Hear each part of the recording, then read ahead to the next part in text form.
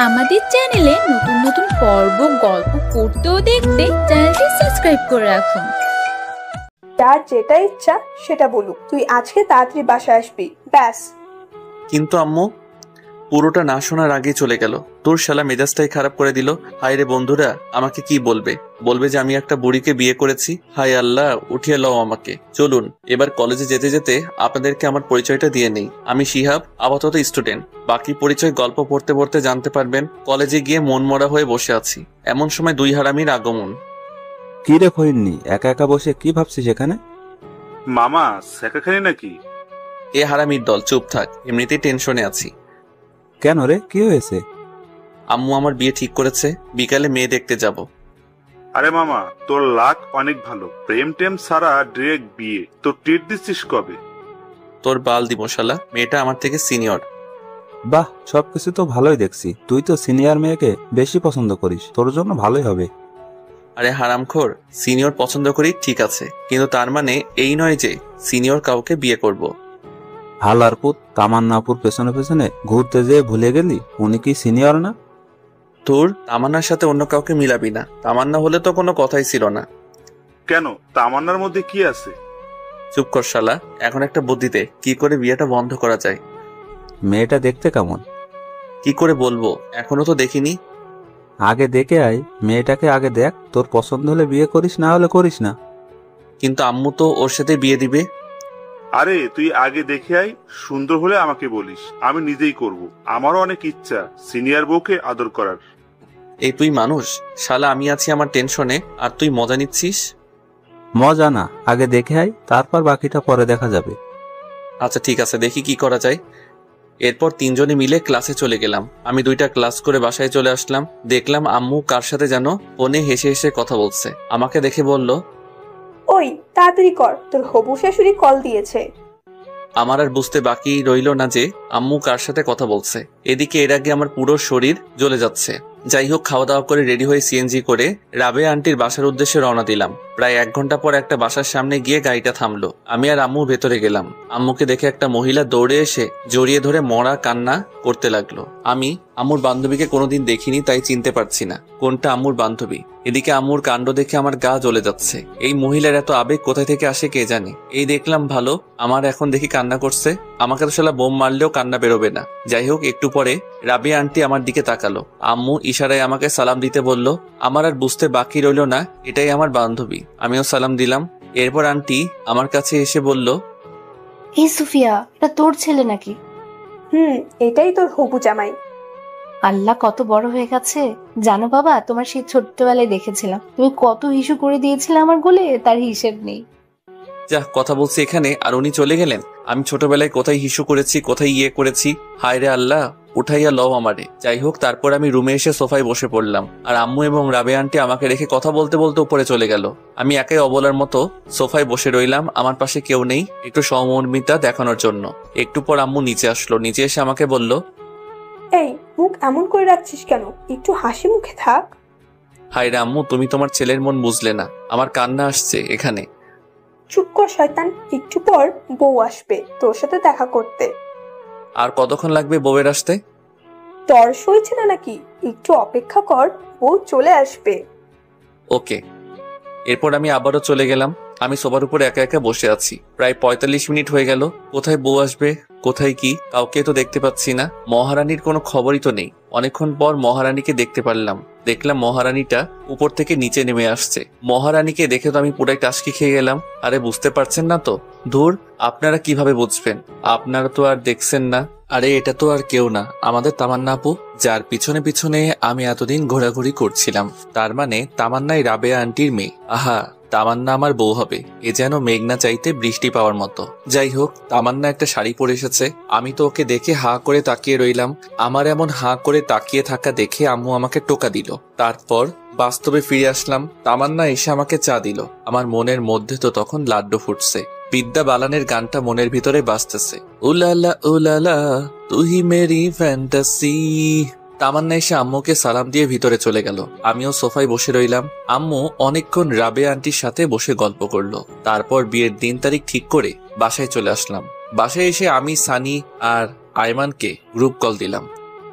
কিরে হারামির দল, কোথায় তোরা? কেন, কি হয়েছে? সেটা পরে বলবো, তাড়াতাড়ি করে রেস্টুরেন্টে আয়, তোদের ট্রিট দিব। ট্রিটের কথা শুনে দুজনে লেজ উঠিয়ে চলে আসলো। সন্ধ্যায় ওদের সাথে রেস্টুরেন্টে গেলাম। মামা, ঘটনা কি? হঠাৎ করে টিট? দোস্ত, কাম তো হয়ে গেছে। কি মেয়ে পছন্দ হয়েছে নাকি? ঠিক বলেছিস। কিন্তু তুই তো বললি বিয়েটা করবি না। আরে সেটা তো আগে বলছিলাম, কিন্তু পাত্রীকে দেখার পর সবকিছু ঠিক হয়ে গেছে। তা পাত্রীটাকে? তোদের তামান্না আপু। আমাদের ক্যাম্পাসে তামান্নাপু নাকি, যার পিছনে পিছনে তুই কুত্তার মতো হাঁটতি? এই হালার পুত, চুপ কর। আমি কারো পিছনে ঘুরি নাই। আর হ্যাঁ, সেই তামান্নাই আম্মুর বান্ধবীর মেয়ে। সিরিয়াসলি দোস্ত, এইটা তো মেঘ না চাইতে বৃষ্টি আসার মতো।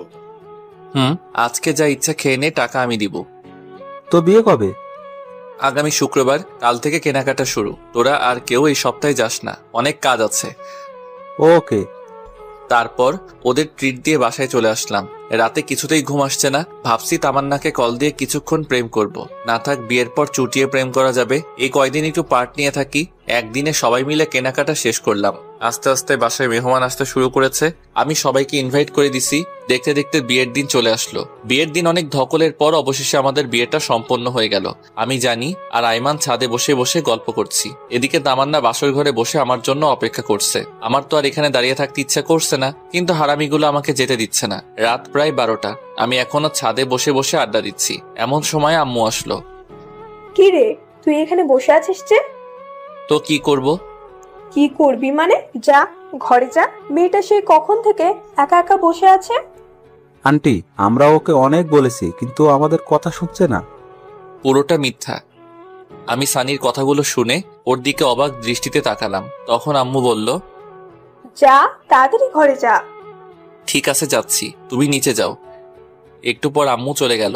আমি সানিকে একটা লাথি দিয়ে বললাম, এই হারামখোর, তুই আমাকে অনেকবার যেতে বলছিস তাই না? শালা, তোর জন্য আমি যেতে পারছি না, আর তুই বলছিস আমাকে যেতে বলছিলি?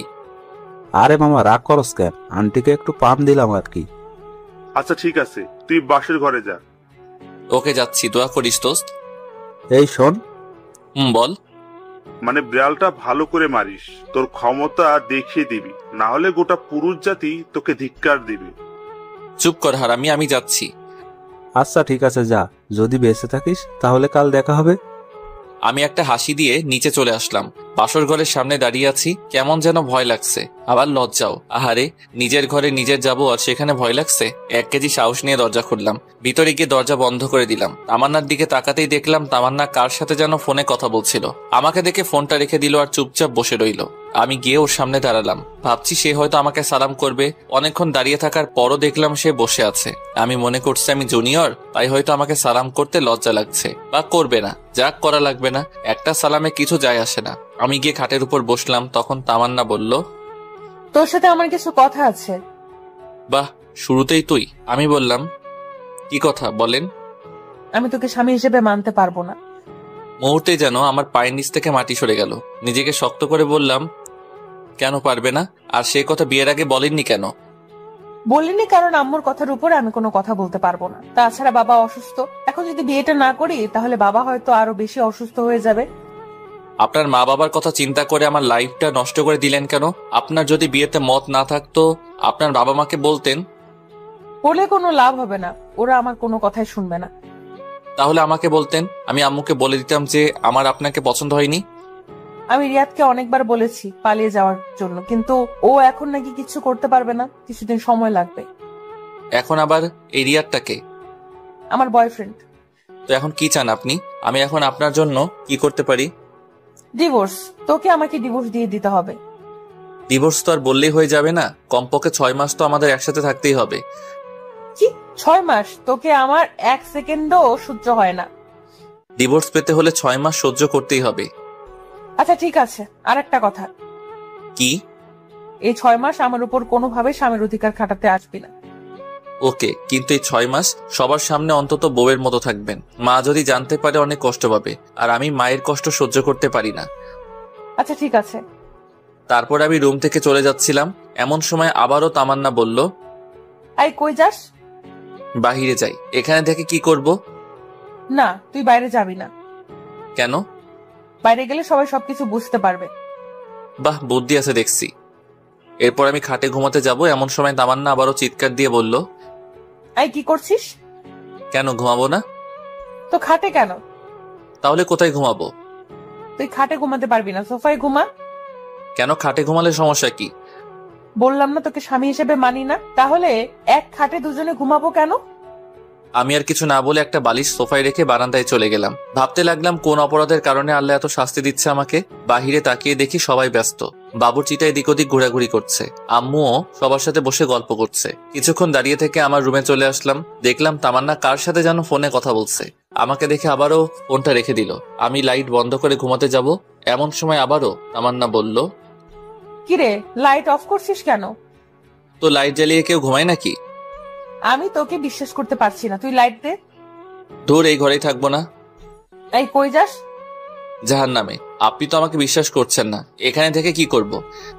আচ্ছা, ডিম লাইট জ্বালিয়ে রাখ। আমি আর কিছু না বলে ড্রিম লাইটটা জ্বালিয়ে ঘুমিয়ে গেলাম। সকালে ঘুম ভাঙবে তামান্নার মায়াবী মুখটা দেখে। আহা, কি সুন্দর লাগছে দেখে, মনে হচ্ছে নিষ্পাপ একটা শিশু ঘুমাচ্ছে। হুমায়ুন আহমেদ বলেছিল, যে মেয়েকে ঘুমন্ত অবস্থায় সুন্দর দেখায় সেই প্রকৃত সুন্দরী। তামান্নাও সেই হুমায়ুন আহমেদের অজানা সুন্দরী পরী। কিছুক্ষণ তাকিয়ে থাকার পর ওর ঘুমটা ভেঙে যায়। আমাকে দেখার আগে আমি আবারও ঘুমিয়ে থাকার ভান করলাম। তামান্না উঠে ফ্রেশ হতে চলে গেল।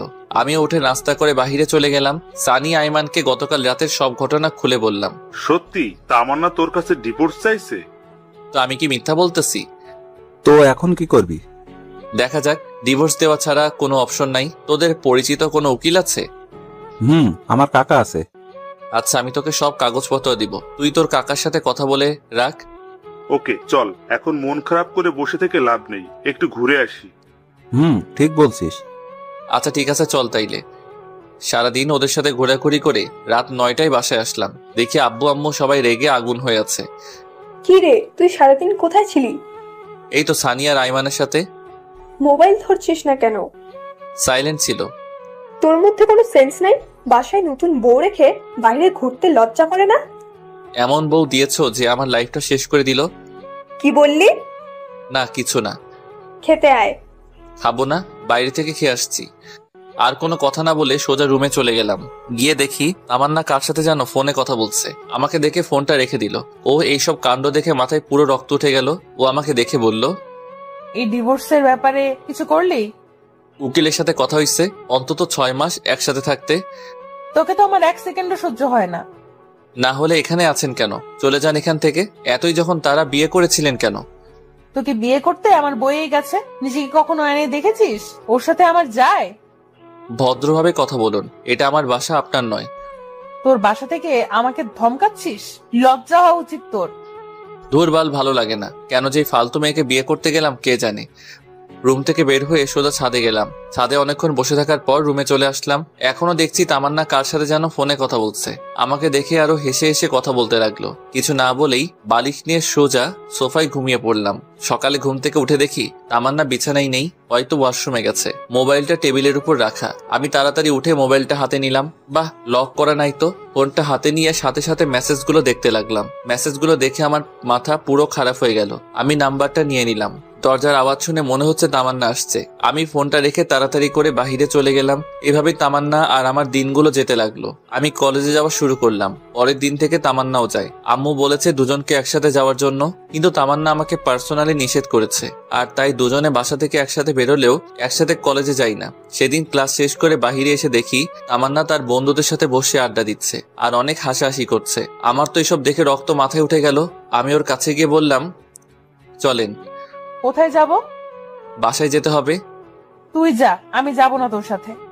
তুই করে বলাতে সবাই আমার দিকে হা করে তাকিয়ে আছে। আম্মু বলেছে আপনাকে সাথে নিয়ে বাসায় যেতে। ওই কুত্তা, তোকে না বলেছি আমার উপর স্বামীর অধিকার খাটাতে আসবি না? যা তুই তোর মাকে নিয়ে। মাকে নিয়ে একদম বাজে কথা বলবেন না। বললে কি করবি? আপনি বাসায় চলুন। তাই বলে আমি ওর হাতটা ধরে টেনে বাসায় নিয়ে আসতে চাই না। এমন সময় ঠাস করে আমার গালে একটা চড় বসিয়ে দিল। তোর সাহস কি করে হয় আমার হাত ধরার, বেয়াদব কোথাকার? এটা বলে তামান্না উঠে সেখান থেকে চলে গেল। আমি গালে হাত দিয়ে দাঁড়িয়ে রইলাম। পুরো ক্যাম্পাসের ছেলে মেয়ে সবাই আমার দিকে হা করে তাকিয়ে আছে। লজ্জায় মাথা কাটা গেল। আমি আর সেখানে দাঁড়িয়ে না থেকে পাশে একটা পার্কে এসে বসে রইলাম। এমন সময় তামান্না মোবাইল থেকে নেওয়া নাম্বারটার কথা মনে পড়লো। চিন্তা করলাম কল দেব, কিন্তু না, দিলাম না। নাম্বারটা সেভ করে নিলাম। নাম্বারটা সেভ করার সাথে সাথে ইমো অ্যাকাউন্ট চলে আসলো। তারপর ইমো অ্যাকাউন্টের প্রোফাইলে গিয়ে ছেলেটার ছবি দেখলাম। একটু হ্যান্ডসাম ছেলে, একটা বাইকের উপর বসে আছে। মনে হয় এই ছেলের সাথে তামান্নার রিলেশন চলছে। ছেলেটাকে দেখে আমার কেমন যেন মনে হলো প্লে বয়। আমি ছবিটা নিয়ে আমি আমার বন্ধুদের গ্রুপে ছবিটা দিয়ে দিলাম আর বললাম, যদি কেউ এই ছেলেকে কোথাও দেখে থাকেন তাহলে যেন সাথে সাথে আমাকে কল করে। তারপর সেখানে আরো কিছুক্ষণ থাকার পর বাসায় চলে গেলাম। বাসায় আসার সাথে সাথে আম্মু ঠাস করে একটা চর বসিয়ে দিল। আমি আবুলের মতো দাঁড়িয়ে রইলাম। মারলে কেন? বেশ করেছি, তোকে আরো মারা উচিত। কেন, কি করেছি আমি? লজ্জা করে না তোর বউ থাকা সত্ত্বেও অন্য একটা মেয়েকে নিয়ে পার্কে ঘুরতে যাস? মানে কে তোমাকে এসব কথা বলেছে? তোকে একটা মেয়ের সাথে দেখিনি? তামান্না তোকে নিষেধ করার জন্য তুই সবার সামনে তামান্নাকে চর মারিসনি? এ কথা শুনে তো আমার মাথায় আকাশ ভেঙে পড়বে। আম্মু, আমার কথাটা শোনো। তুই কোনো কথা বলবি না, আর আমাকে আম্মু বলে ডাকবি না। আমি কখনো চিন্তাও করতে পারিনি যে তুই এত খারাপ হয়ে যাবি। আম্মু, এসব মিথ্যা। আমি জানি না, তুই আমার চোখের সামনে থেকে চলে যা, তোকে যেন আর না দেখি। ধুর, কার মুখ দেখে যে সকালে ঘুম থেকে উঠলাম। এমনি সকাল থেকে আমার সাথে যা যা ঘটছে। এদিকে আম্মু আমাকে বিশ্বাস করছে না। ব্যাগটা ঘাড়ি নিয়ে বাইরে চলে গেলাম। বাইরে এসে একটা জায়গায় বসে রইলাম। অনেক রাত হয়ে গেছে, কি করব কিছু বুঝতে পারছি না। রাতে বাসায় না গিয়ে সানির বাসায় চলে গেলাম। কিরে, রাতের বেলায় তুই এখানে? কেন, সমস্যা হচ্ছে নাকি? সমস্যা হলে বলে দিয়ে চলে যাই। আরে ধুর, সমস্যা হবে কেন? তোকে তো কোনোদিন ভুলেও বাসায় নিয়ে আসা যায় না। আজকে এভাবে চলে আসলি তাই বললাম আর কি। আচ্ছা বাদ দে, ভেতরে আয়। তারপর আমি সানির মা বাবাকে সালাম দিয়ে ভেতরে গিয়ে ব্যাগটা রেখে ফ্রেশ হলাম। ফ্রেশ হয়ে এসে দেখি বাবা বারবার কল দিচ্ছিল। আমি ফোনটা কেটে দিয়ে সুইচ অফ করে রাখলাম। একটু পর সানির মা এসে খাওয়ার জন্য দেখে গেল। তারপর খাওয়া দাওয়া শেষ করে রুমে চলে আসলাম। এবার সানি বলল, এবার বলতো কাহিনীটা কি? তারপর আমি সানিকে সবকিছু খুলে বললাম। আমার কথাগুলো শুনে সানি বলল, আচ্ছা তাহলে এই ঘটনা। আচ্ছা, তো কাকার সাথে ডিভোর্সের ব্যাপারে কথা বলেছিস? কিছুদিনের মধ্যে কাগজপত্র চলে আসবে। তুই একটু বলে সবকিছু তাড়াতাড়ি করতে বলতো। আচ্ছা ঠিক আছে। তারপর সানির সাথে ঘুমিয়ে পড়লাম। পরের দিন সানিদের বাসা থেকে সরাসরি কলেজে চলে গেলাম। ক্লাস করতে ভালো লাগছে না, তাই বাহিরে এসে আমি, সানি আর আইমান গাছতলায় বসে আছি। দেখলাম তামান্না একটা ছেলের সাথে বাইকে করে কলেজে আসছে। বাইক থেকে নেমে ছেলেটার হাত ধরে উপরে যেতে লাগলো। দেখে আমার মাথা খারাপ হয়ে গেল, কারণ সে তো এখনো আমার বউ। আমি তো এখনো ডিভোর্স দেইনি। ডিভোর্স হওয়ার পর সে যা খুশি তাই করুক, কিন্তু এখন কেন এসব করতে হবে? রাগে আমার শরীরের লোমগুলো দাঁড়িয়ে গেল। আমি সেখান থেকে উঠে তামান্নার দিকে যেতে লাগলাম। কিরে, কই যাস? এই তো একটু আসছি। দাঁড়া, আমরাও আসছি। ওকে। তারপর সবাই একসাথে তামান্নার কাছে গেলাম। তামান্নার কাছে গিয়ে বললাম, কি ব্যাপার, আপনি এই ছেলের হাত ধরে আছেন কেন? আমি কার হাত ধরবো না ধরবো সেটা আমার ব্যাপার, তোর কি? অবশ্যই আমার সমস্যা। ভুলে যাবেন না, এখনো আপনি আমার স্ত্রী। তোকে আমি স্বামী হিসেবে মানি না। তোকে বলেছি না আমার উপর স্বামীর অধিকার খাটাতে আসবি না। আপনি না মানলেও আমার কিছু করার নেই, কারণ আপনি এখনো আমার স্ত্রী। আমাদের এখনো ডিভোর্স হয়নি। আমি যা বলবো আপনাকে তাই শুনতে হবে। যদি না চলি কি করবি? দেখবেন কি করতে পারি। দেখা তুই কি করতে পারবি।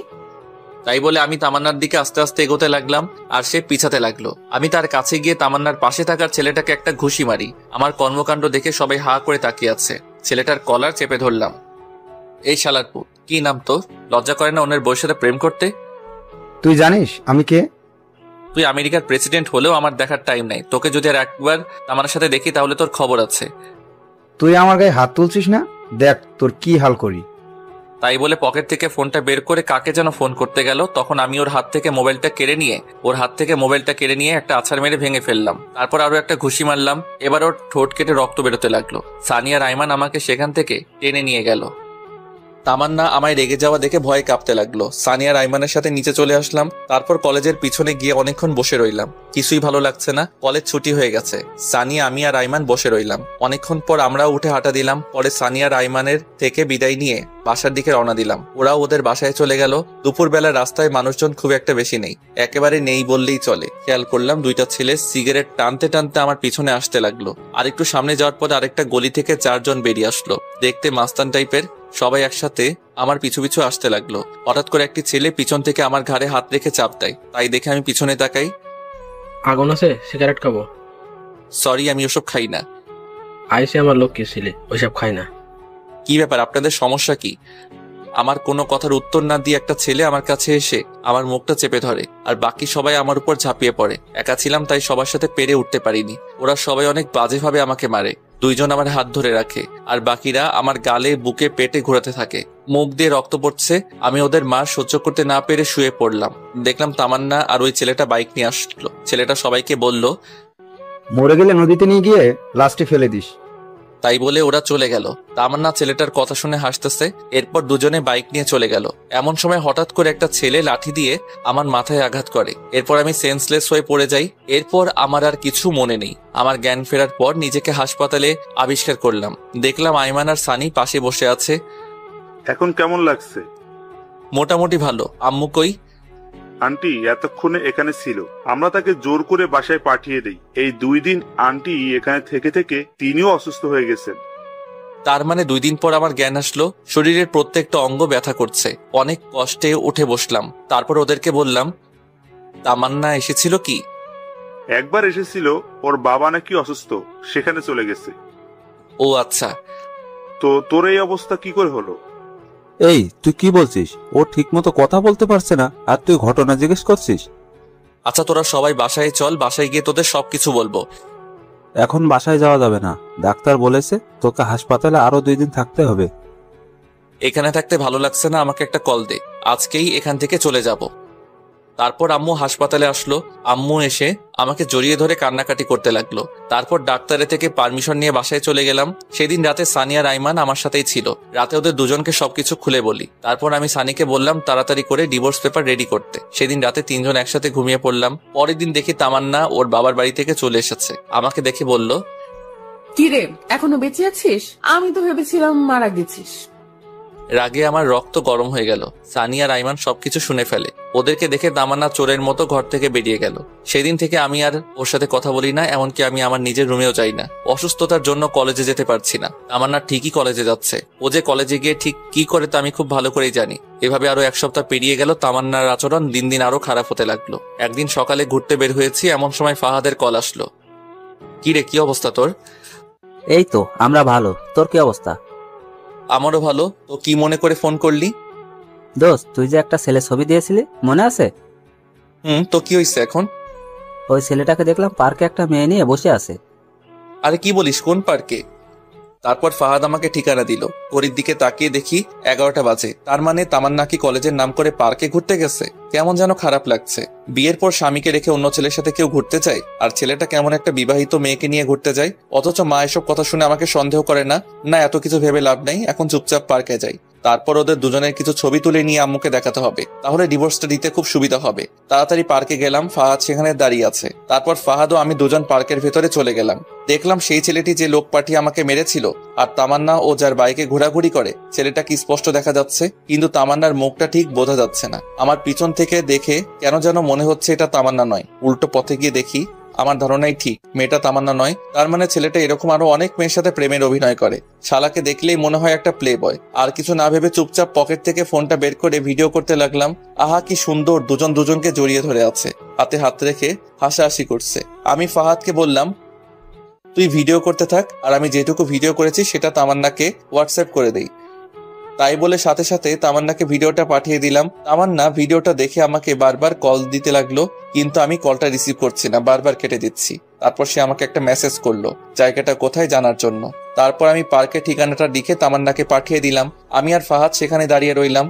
10 মিনিট পর দেখলাম তামান্না পার্কে চলে আসলো। আমি তামান্নাকে দেখে আমি আর ফাহাদ দুজনে গাছের আড়ালে লুকিয়ে গেলাম। দেখছি তামান্না ছেলেটাকে পাগলের মতো খুঁজতে লাগলো। তারপর অনেক খোঁজাখুঁজি শেষে ছেলেটাকে দেখতে পাই। ছেলেটাকে দেখে কোনো কথা না বলে সোজা ছেলেটার কাছে গিয়ে শার্টের কলার ধরে করে 2টা চড় ছেলেটার গালে বসিয়ে দেয়। ছেলেটা সেটা দেখে তামান্নার দিকে রাগী চোখে তাকালো।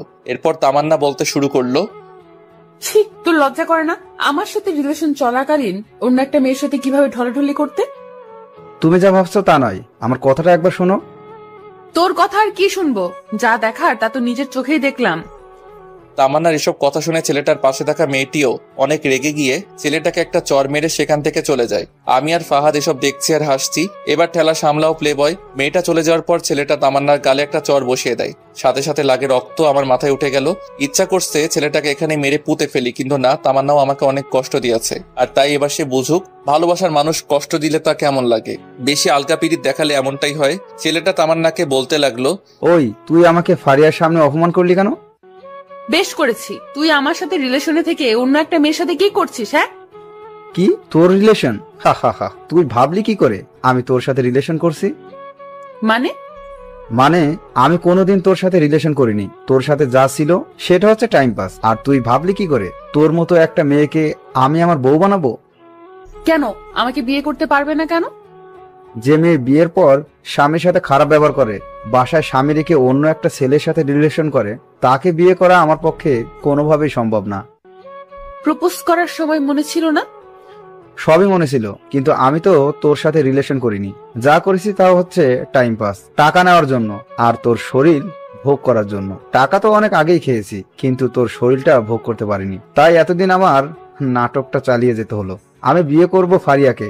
ওর বাবার অনেক টাকা আছে। তোর বাবার কি আছে?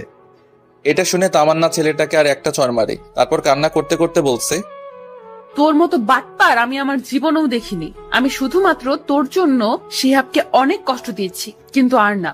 আজকে থেকে আমাদের সম্পর্ক এখানেই শেষ। আর কোনো দিন আমার সামনে আসবি না। এটা বলে তামান্না কাঁদতে কাঁদতে বাসায় চলে যায়। আর এদিকে ছেলেটা গালে হাত দিয়ে আবুলের মতো দাঁড়িয়ে আছে।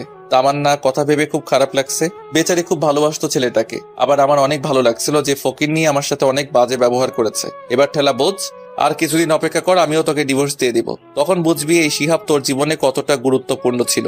যাই হোক, আমি ফাহাদকে ধন্যবাদ দিলাম, কারণ সে আজকে খবরটা না দিলে ছেলেটা হয়তো তামান্নার সাথে ফিজিক্যাল রিলেশন করত। আল্লাহ বাঁচাইছে। আল্লাহ যা করে ভালোর জন্যই করে। তারপর পকেট থেকে ফোনটা বের করে আমার বন্ধুদের সবাইকে একটা মেসেজ ফরওয়ার্ড করলাম, দুপুরে সবাই রেস্টুরেন্টে আসিস, আমি আজকে ট্রিট দিব। মেসেজটা পেয়ে সবাই লেজ উঠিয়ে রেস্টুরেন্টে তাড়াতাড়ি চলে আসলো। এরপর সবাই মিলে খাওয়া দাওয়া করলাম। আইমান আমাকে জিজ্ঞাসা করলো, হঠাৎ এমন ট্রিট দিচ্ছিস কেন? তারপর আমি সবাইকে সব ঘটনা খুলে বললাম। সবাই ঘটনা শুনে অনেক খুশি হলো। এরপর আমি সানিকে বললাম ডিভোর্স পেপার রেডি হতে আর কতদিন সময় লাগবে। সানি আমাকে বলল আর কিছুদিন সময় লাগবে। বিকেলে আর বাসায় গেলাম না, সবার সাথে বসে আড্ডা দিলাম। রাতে বাসায় ফিরলাম। সারাদিন বাসায় যাইনি, তাই বাসায় যেতেই আম্মু আমাকে বলল, কি রে, সারাদিন কই ছিলি? এই তো বন্ধুদের সাথে। এই অসুস্থ শরীর নিয়ে বন্ধুদের সাথে কি? এমনি বাসায় ভালো লাগছিল না, তাই। এই, তোর তামান্নার সাথে কিছু হয়েছে নাকি? কই না তো। সেই দুপুরে কলেজ থেকে আসার পর থেকে রুমের মধ্যে একা একা শুয়ে আছে। খেতে বললাম, খাবার খাচ্ছে না, রুম থেকে বেরও হচ্ছে না। আমি কিছু জানি না, যদিও সবটা জানি, কিন্তু আম্মুকে বললাম না। দেখ তো বাবা, মেয়েটা কিচ্ছু খাচ্ছে না। এমন করলে তো শরীর খারাপ করবে। নিজের ছেলেকে না খেয়ে আছে সেদিকে খেয়াল নেই। আচ্ছা, দেখছি কি করা যায়। হ্যাঁ, যা ডেকে নিয়ে আয়, আমি তোদের দুজনের জন্য খাবার রেডি করছি। তারপর আমি রুমে চলে গেলাম। রুমে গিয়ে দেখলাম তামান্না উল্টো হয়ে শুয়ে আছে। আমাকে দেখে উঠে বসে পড়লো। আমি কিছু না বলে ওয়াশরুমে চলে গেলাম। তারপর ফ্রেশ হয়ে এসে তামান্নাকে বললাম, আম্মু খাবার জন্য ডাকছে, খেতে চলেন। আমার খেতে ইচ্ছে করছে না, তুমি খাও। আমি তো পুরাই অবাক হয়ে গেলাম। যে মেয়ে আমাকে তুই ছাড়া কোনোদিন কথা বলেনি, আজকে সেই মেয়ে আমাকে তুমি করে বলছে। খাবেন না কেন? আম্মু বলল দুপুরেও তো কিছু খাননি, আপনার গালে এসব কিসের? ওসব কিছু না, মশা মারতে গিয়ে দাগ পড়েছে। তাড়াতাড়ি খেতে চলেন, সবাই বসে আছে। বললাম তো আমি খাবো না, তুমি যাও। কি আর করা, আমি খেতে চলে গেলাম। আমাকে একা দেখে মা বলল, কি রে, আসলো না খেতে? ও নাকি খাবে না, অসুস্থ। ও আল্লাহ, বলিস কি? ডাক্তারকে খবর দে তাড়াতাড়ি। আরে আম্মু, এত চিন্তা করো না তো, এমন কিছু না, এমনি একটু অসুস্থ, ঠিক হয়ে যাবে। আমি আর কিছু না বলে খাবার খেয়ে রুমে যেতে লাগলাম। তখন মা বলল, বাবা শোন। আম্মু কিছু বলবে? আমি বলছিলাম কি, খাবারটা রুমে নিয়ে যা, ওর খিদে লাগলে খেয়ে নেবে। প্লিজ বাবা, খাবারটা রুমে নিয়ে যা। কি আর করার, নিজের অনিচ্ছা সত্ত্বেও খাবারটা রুমে নিয়ে যেতে হলো। তারপর খাবারগুলো টেবিলের উপর রাখলাম আর তামান্নাকে বললাম, ভাত নিয়ে আসছি, খেয়ে নিন, না হলে শরীর খারাপ করবে। আর কিছু না বলে একটা বালিশ নিয়ে সোফায় ঘুমিয়ে পড়লাম। তামান্না কিছু একটা বলতে গিয়েও বলল না। রাতে কিছু একটা শব্দ শুনে ঘুমটা ভেঙে গেল। তাকিয়ে দেখি তামান্না পাগলের মতো খাবারগুলো খাচ্ছে। আমি মুচকি মুচকি হাসছি আর মনে মনে বলছি, গরিবের কথা বাসি হলেও মিষ্টি হয়। আমি না দেখার ভান করে শুয়ে আছি। তামান্না একবার খাবার খাচ্ছে আর একবার আমার দিকে তাকাচ্ছে। তারপর আমি ঘুমিয়ে পড়লাম। সকালে ঘুম থেকে উঠে তো আমি অবাক, কারণ সকালবেলা ঘুম থেকে উঠে দেখি তামান্না ওর কম্বলটা আমার গায়ে পেঁচিয়ে কোথায় যেন গেছে। উঠে ফ্রেশ হয়ে নিলাম। তারপর খাবার টেবিলে গিয়ে তো আমি আরো অবাক, কারণ আজ খাবার টেবিলে আমার সব ফেভারিট আইটেমগুলো সাজিয়ে রাখা হয়েছে। ঘটনা কি? আজ তো কোনো বিশেষ দিন না। তারপর আমি আম্মুকে জিজ্ঞেস করলাম, আজকে এত সব রান্না কেন? তামান্না নিজের হাতে আজ সব রান্না করেছে, শুধুমাত্র তোর জন্য। এ কথা শুনে আমি একটু চমকে গেলাম। আসলে মেয়েদের মন বোঝা একদমই সহজ বিষয় না। এরা কখন কি করে নিজেরাও জানে না। কিছু না বলে খেয়ে নিলাম। খাওয়া শেষ করে বাহিরে চলে গেলাম। আজ বন্ধুদের সাথে আড্ডা দেওয়ার জন্য যাচ্ছে না, একটা চাকরির জন্য ইন্টারভিউ দিতে যাচ্ছি। বসে বসে তো অনেক খেলাম, এবার একটু ফ্যামিলির পাশে দাঁড়াই। ইন্টারভিউ দিয়ে বন্ধুদের সাথে একটু আড্ডা দিয়ে রাতে বাসায় আসলাম। তারপর সবাই একসাথে ডিনার করলাম। এরপর আমি রুমে গিয়ে বসে বসে একা একা মোবাইল চালাচ্ছি। এমন সময় তামান্না আসলো। আমি উঠে ছাদে চলে গেলাম। ছাদে বসে বসে কিছুক্ষণ গান শুনলাম। তারপর রুমে এসে দেখি তামান্না এখনো বসে আছে। কি ব্যাপার, আপনি এখনো ঘুমাননি? একটু পরে ঘুমাবো। তোমাকে একটা কথা বলবো তো, তাই। বলেন। আমাকে আর আপনি করে বলতে হবে না। তো কি বলবো? এখন থেকে তুমি করে বলবে। No thanks. তারপর খাট থেকে বালিশ নিয়ে সোফায় ঘুমাতে যাব, এমন সময় তামান্না আবারও বলল, সোফায় না ঘুমাইলে হয় না? সোফায় না ঘুমালে কোথায় ঘুমাবো? এখন থেকে তুমি খাটে ঘুমাবে। কেন, আপনার বকা খাওয়ার জন্য নাকি চর খাওয়ার জন্য? দেখেন, আমারও একটা পার্সোনালিটি আছে। শুনো শিহাব, এতদিন যা কিছু করেছি তার জন্য সরি। আমি আর কিছু না বলে সোফায় গিয়ে ঘুমিয়ে পড়লাম। তুই কি ভেবেছিস তোর নরম নরম মিষ্টি কথায় আমি পটে যাব? তুই এখনো শিয়াবকে চিনিসনি। আমি তোকে অনেক ভালোবাসতাম, কিন্তু আমি যখনই তোর কাছে যেতাম তখনই অপমান ছাড়া আর কিছু পাইনি। যাক, এত কিছু ভেবে লাভ নেই, ঘুমিয়ে পড়ি। রাতে কারো গোঙানির শব্দে ঘুমটা ভেঙে গেল। ড্রিম লাইটের আলোয় রুমের মধ্যে সবকিছু একটু একটু দেখা যাচ্ছে। দেখলাম তামান্না শুয়ে শুয়ে কান্না করছে। ও কান্না করুক, তাতে আমার কি? আমি বালিশটা কানের উপর চাপা দিয়ে ঘুমিয়ে পড়লাম। সকালবেলা কারো নরম হাতের স্পর্শে ঘুমটা ভেঙে গেল। হালকা চোখ খুলে দেখি তামান্না আমার মাথায় হাত বুলাচ্ছে। আমিও না বোঝার ভান করে ঘুমিয়ে আছি। একটু পর সে উঠে গোসল করতে চলে গেল। গোসল করে এসে আমাকে ডাকতে লাগলো। ঘুম থেকে উঠে আমিও ফ্রেশ হয়ে নিলাম। সকালবেলা নাস্তা করে শুয়ে শুয়ে ফেসবুকিং করছি।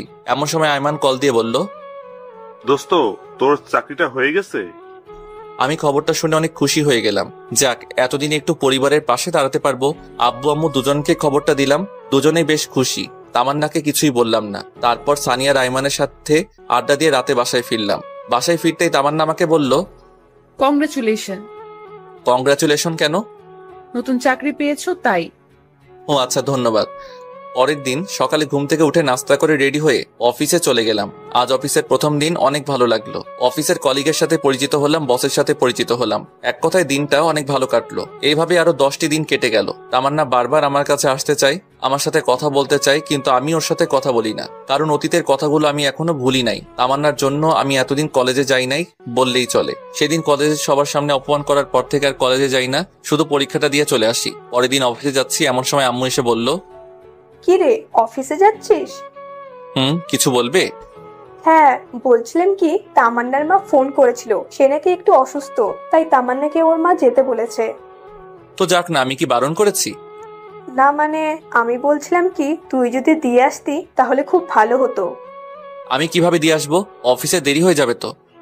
হবে না, তামান্না রেডি আছে। প্লিজ বাবা, তুই একটু ওকে নামিয়ে দিয়ে যা। কি আর করার, অনিচ্ছা সত্ত্বেও আম্মুর কথা শুনে তামান্নাকে নিয়ে বেরিয়ে পড়লাম। একটা সিএনজি নিলাম। তামান্না আর আমি পাশাপাশি বসে আছি, কিন্তু কেউ কারোর সাথে কোনো কথা বলছি না। তামান্নার মুখ দেখে বুঝতে পারছি সে কিছু বলতে চায়, কিন্তু বলতে পারছে না। তাই দেখে আমি বললাম, কিছু বলবেন কি? তোমার অফিস কখন শেষ হবে? 4টায়, কাজের চাপ থাকলে দেরি হতে পারে। আচ্ছা, একটা কথা বলি। জি বলেন। তোমার অফিসে কি মেয়ে কলিগ আছে? হ্যাঁ, 5 জন আছে। 2 জন আমার পাশেই বসে। ও আচ্ছা। কথা বলতে বলতে তামান্না তো বাসার সামনে চলে আসলাম। তামান্নাকে তামান্নাদের বাড়িতে নামিয়ে দিয়ে আসতে যাব, এমন সময়, বাসায় আসবে না? না, আমার অফিসে দেরি হয়ে যাচ্ছে। তাহলে অফিসে সে এসো। না, আর কারো অপমান সহ্য করব না। এমনিতেই অনেক অপমান সহ্য করেছি। কলেজে যাওয়া বন্ধ করে দিছি। আপনি ভেতরে যান। তামান্না কিছু বলতে চাইছিল, কিন্তু আমি ওর কথা না শুনে সিএনজি ড্রাইভারকে বললাম গাড়ি টান দিতে। তারপর সোজা অফিসে চলে গেলাম। সারাদিন অফিস করে বিকালে আড্ডা দিয়ে বাসায় গেলাম। আমি বাসায় যেতেই আম্মু আমাকে বলল, কি রে, তুই এখানে কেন? তো কোথায় যাব? তামান্নাদের বাসায় যাসনি? আমাকে কি পাগলা কুত্তায় কামড়াইছে? ভালো লাগছে না, খাবার দাও তো। তোমার কথা রাখতে গিয়ে আজ আমার জীবন তেজপাতা হয়ে গেল। কি বললি? কিছু না, খাবার দাও তাড়াতাড়ি, আমি ফ্রেশ হয়ে আসছি। আচ্ছা আয়। তারপর ফ্রেশ হয়ে এসে খাওয়া দাওয়া করে রুমে গিয়ে শুয়ে রইলাম। আহ কি শান্তি! কতদিন পর আজ একটু শান্তি করে বিছানায় ঘুমাবো। এতদিন এই ফকিন্নির জন্য বিছানায় ঘুমাতে পারিনি। মনে হচ্ছে 20টা বছর খাটে ঘুমাই না। শুয়ে শুয়ে গান শুনছি, এমন সময় একটা অচেনা নাম্বার থেকে কল আসলো। আসসালামু আলাইকুম, কে বলছেন? আমি। আরে এই আমিটা কে? আরে আমি তামান্না বলছি। ও আচ্ছা, তো এটা আবার কার নাম্বার? আমার একটা কাজিনের নাম্বার। তুমি ঠিক মতো খাইছো? হ্যাঁ খাইছি, আপনি খাইছেন? হুম। আচ্ছা, এখন আপনার আম্মু কেমন আছে? জি ভালো। আচ্ছা তাহলে এখন ফোনটা রাখি, ঘুমাবো, খুব ঘুম পাচ্ছে। ওকে। কল কেটে দিয়ে ভাবছি হঠাৎ এত কেয়ার নিচ্ছে কেন। মেয়ে মানুষকে বিশ্বাস করতে নাই, এদের মনে কখন কি চলে তা নিজেরাও জানে না। যাই হোক, তামান্না যে আস্তে আস্তে আমার প্রতি দুর্বল হচ্ছে সেটা আমি ঠিকই বুঝতে পারছি। এভাবে আরো 1 সপ্তাহ কেটে গেল। আমি আরামসে বিছানায় খাওয়া দাওয়া করে অফিসে যাই আর বন্ধুদের সাথে আড্ডা দেই। তামান্নার সাথে আর কথা বলি না। যদি সে নিজে থেকে কল দেয় তাহলে হাই হ্যালো ছাড়া অতিরিক্ত কোনো কথা হয় না। সেদিন অফিসে কাজ করছি, সানি এমন সময় কল করলো। কি রে, কি অবস্থা তোর? এই তো ভালো, তোর কি অবস্থা? আছি রে, বেকার মানুষের আর কি অবস্থা। আচ্ছা শোন, যে জন্য কল করেছিলাম। বল। তোর ডিভোর্স পেপার রেডি হয়ে গেছে। বিকেলে পুকুর পাড়ে আসিস, পেপারটা নিয়ে যাস। ধন্যবাদ দোস্ত। শুকনো ধন্যবাদ দিতে হবে না, টিপ দিতে হবে। আচ্ছা ঠিক আছে, তাহলে আইমানকেও সাথে নিয়ে আসিস। আচ্ছা ঠিক আছে। যাক, অবশেষে পেপারটা রেডি হলো। এই পেপারটার জন্য এতদিন যেই প্যারায় ছিলাম তা বলে বোঝানো যাবে না। বিকেলে অফিস শেষ করে পুকুর পাড়ে চলে গেলাম। গিয়ে দেখলাম সানি আর আইমান বসে আছে। তারপর ওদের সাথে বসে অনেকক্ষণ আড্ডা দিলাম। তারপর ওদের ট্রিট দিয়ে বাসায় চলে আসলাম। বাসায় এসে দেখি আম্মু রেগে আছে। কি হয়েছে আম্মু, এভাবে তাকিয়ে আছো কেন? তোর মোবাইল কই শুনি? আছে তো। তাই বলে পকেটে হাত দিয়ে মোবাইলটা বের করে দেখি মোবাইলটা বন্ধ হয়ে আছে। তোকে কল দেই, কল যায় না কেন? আমি ফোনে চার্জ ছিল না, সেজন্য কল আসেনি। মোবাইল চালাতেই ভালো লাগে, চার্জ দিতে মনে থাকে না। আচ্ছা বাদ দাও তো, কল দিয়েছিলে কেন? তামান্নাকে নিয়ে আসার জন্য। আমি তো নিয়ে আসতে যাবো ওকে, একা একা আসতে পারে না নাকি? নাকি আমি ওর বডিগার্ড? এই কেমন কথা বলছিস? মেয়েটা একা একা আসবে কি করে? তুই যা, ওকে নিয়ে আয়। আমি কি ওকে নিয়ে আসবো মানে? হ্যাঁ, তুই গিয়ে ওকে নিয়ে আয়, না হলে তোর এই বাড়িতে ঠাঁই নাই। এটা কেমন কথা? হ্যাঁ, এখন চুপচাপ গিয়ে ওকে নিয়ে আয়। কি আর করার, বাসা থেকে বেরিয়ে আবার তামান্নাদের বাসায় গেলাম। ওদের বাসায় গিয়ে দেখি 8:30 বাজে। অনেকক্ষণ ধরে কলিং বেল বাজাচ্ছে কিন্তু দরজা খুলছে না। অনেকক্ষণ পর তামান্নার মা এসে দরজা খুলে দিল। আসসালামু আলাইকুম, কেমন আছেন? আলহামদুলিল্লাহ ভালো। তুমি কেমন আছো বাবা? আলহামদুলিল্লাহ ভালো। তামান্না উপরে আছে, যাও। ইচ্ছা না থাকা সত্ত্বেও উপরে চলে গেলাম। গিয়ে দেখলাম তামান্না রেডি হয়ে বসে আছে। আমি ওকে বললাম, রেডি হইছেন? আম্মা ফোন করেছিল, কিন্তু তুমি আসতে এত দেরি করলে কেন? অফিস থেকে আসতে একটু দেরি হয়ে গেছে। আচ্ছা চলুন। এখন না, পরে যাব, আগে খাওয়া দাওয়া করে নেই। বাসায় গিয়ে খাবো। না, এখান থেকে খেয়ে বাসায় যাব, আম্মু সব রান্না করেছে। কি আর করার, খাওয়া দাওয়া করে বাসার উদ্দেশ্যে রওনা দিলাম। সিএনজির ভিতরে কেউ কারোর সাথে কথা বলছিলাম না। মনে মনে ভাবতে লাগলাম আজ থেকে আর আরাম করে খাটে ঘুমাতে পারবো না। একটু পর বাসায় আসলাম। বাসায় এসে দেখি বাসার সব লাইট অফ করা। দরজায় টোকা দেওয়ার আগে দরজা খুলে গেল। বাসার ভিতরে সব লাইট বন্ধ। তারপর আম্মুকে অনেকবার ডাকলাম, ধুর কোনো সারা শব্দ নাই। অনেক চিন্তায় পড়ে গেলাম, কোনো অঘটন ঘটলো না তো? তামান্না ভয়ে আমার হাত চেপে ধরে রাখলো। আমি পকেট থেকে মোবাইলটা বের করে লাইট জ্বালাতে যাব, এমন সময় আমাদের দুজনকে অবাক করে দিয়ে অনেকগুলো লাইট একেবারে চলে গেল। এরপর সানি, আইমান আর আম্মু একসাথে বলে উঠলো, happy birthday to you, happy birthday dear Tamanna, many many happy returns of the day. আমি তো পুরাই টাস্কি খেয়ে গেলাম। এসব কে করলো, কখন করলো আর কিভাবে করলো? আমি তো এই 2 ঘন্টা আগে বাসায় ছিলাম, ওই তখন তো কিছুই ছিল না। আমি শুধু ভাবছি। আর তামান্না আম্মুকে বলল, আম্মু আপনি কি করে জানলেন আজকে আমার জন্মদিন? আর এত কিছুই বা কে করলো? সবাই একসাথে আমাকে দেখিয়ে দিল। আমি তো আবার টাসকি খেয়ে গেলাম। যাই হোক, তারপর সবাই মিলে কেকটা কাটলাম। কেক কেটে তাহলে আমাকে একটু খাইয়ে দিল। তারপর আমিও ওকে খাইয়ে দিলাম। একা একা সবাই খেয়ে নিলাম। সবাই মিলে অনেক মজা করলাম। এরপর সানি, আইমান আর আম্মু তামান্নাকে অনেকগুলো গিফট দিল। আমি বাকি রইলাম। সানি তামান্নাকে বলল আমি আমার গিফট কাল সকালে দেব। আমি তো নির্বাক হয়ে দাঁড়িয়ে রইলাম। এরপর আমি সানি আর আইমান ছাদে চলে গেলাম। ছাদে গিয়ে আমি সানিকে বললাম, কিরে তোরা এত কিছু কিভাবে জানলি? আমরা তো কিছুই জানতাম না, আন্টি আমাদের ফোন করে সবকিছু বলেছে, আর আন্টি তোকে সবকিছু জানাতে বারণ করেছে। ও আচ্ছা, এই সানি তুই যে বললি আমি কাল সকালে ওকে গিফট দিব, ওকে আমি কি গিফট দিব? আরে বেটা, তামান্না তোর কাছে কি চেয়েছিল? ডিভোর্স, তাই না?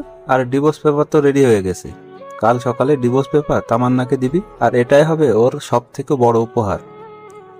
একদম ঠিক বলছিস। আচ্ছা, অনেক রাত হয়েছে, এখন ঘুমাতে যাই। চল।